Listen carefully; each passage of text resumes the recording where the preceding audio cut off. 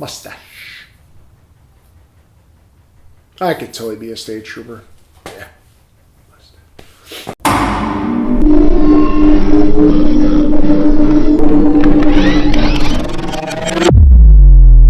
Hey guys, Angela and I just got back from New York City after an awesome experience seeing the red carpet premiere and after party for Super Troopers 2.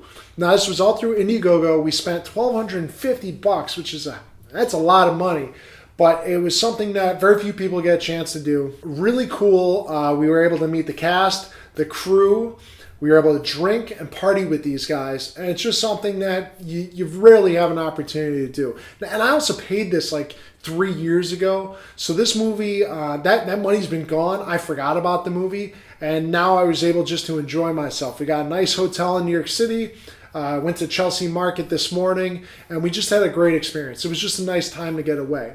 Let me start off with the perks. Now, since I spent $1,250, I got a lot of stuff. I got 2 tickets to the red carpet premiere. We were able to walk down, get our pictures, see the movie 2 days before you guys do.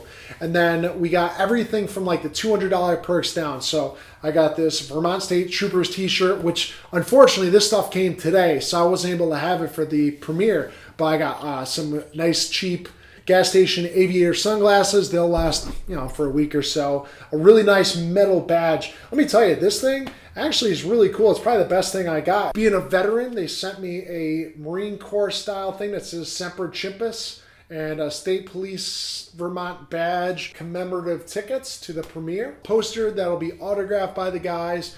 Our Blu-ray DVD and Super Troopers 1. I guess maybe it comes in the same package.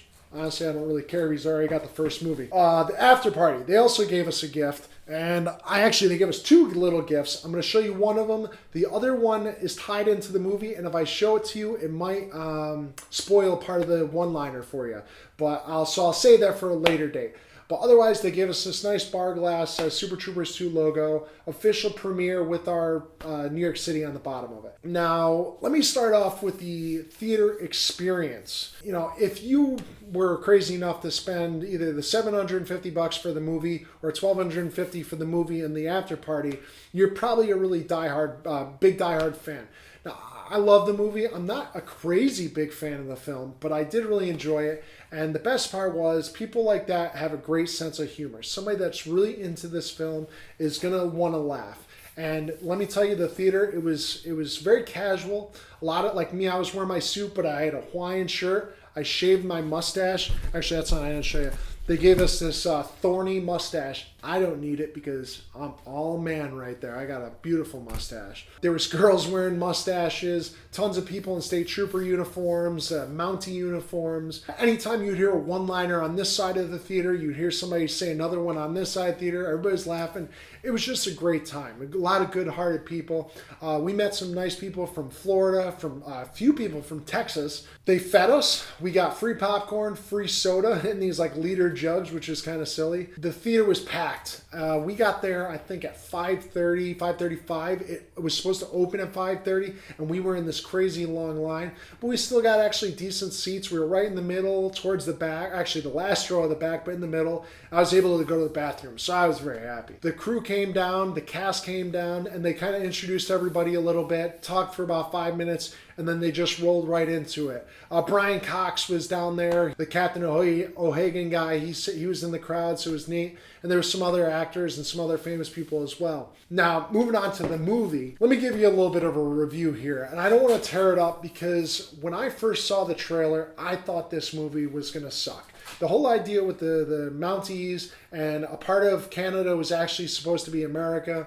Maybe that is real in some world, but today it just made no sense, and I thought it was just going to be dumb. Fortunately, these guys are pros. The first movie, they tried to bring that kind of feel. Disclaimer, this movie is definitely not as good as the first film, and that's in my opinion. You can take it or leave it. One-liners were not as deep. The first movie, you could probably name 10 one-liners. This one probably had maybe 5 or 6 good ones. There's one epic one, though, that I don't want to say it. I'm not going to say it it because it'll ruin it for you. It'll spoil it. But let me just tell you, when you hear this one-liner, you might be, blow you right out of your seat because you just don't see it coming, and it's hilarious. This story is definitely ridiculous, but the guys try and keep it fun. You're still going to get your pranks on random drivers. There's a few cameos that come in, and you get some other new people we haven't seen yet. So it's worth going to. I don't want to talk it down because it's still a great laugh. It's still like the first one. If you like the first one, I think you'll like the second one. All right, guys, so the after party was the best part of the event. This was at the side bar,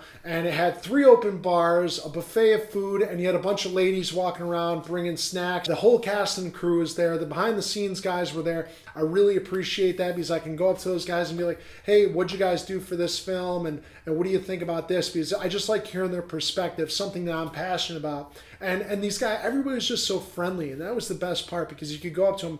Brian Cox was walking by.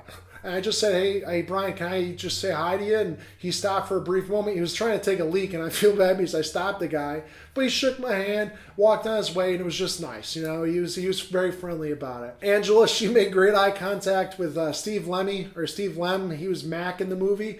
The two of them had something going on there, and they were making eye contact. He was giving the little sexy mustache whiskered thing, and she was eating it all up. She had a great time. And later, I was talking to a few of the producers and camera guys, and we were just talking about the film and different techniques and how the film was made and whatnot, and they were asking me about what I do and blah, blah, blah. And at one point, Kevin Heffernan, who's Farva, walked right in the conversation, threw his hand out, shook my hand, asked me for my name, asked Angela's name, and we were just talking for maybe a good 5 minutes. He was just opening up to us and asking us how our time was, and I really appreciated that because these guys went out of their way to make our night a little special.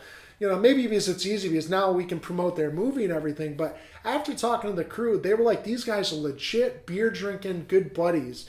And I appreciate that. So thank you for going out of your way. It was really special, and we really appreciate it because it just made this experience extra special for us. So I appreciate that. Moving on, I've been talking for a long time.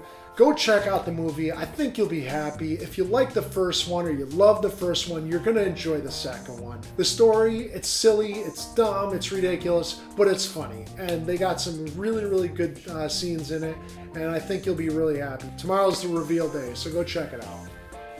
That's it for me. It's too cold in my garage, and I need a mustache ride.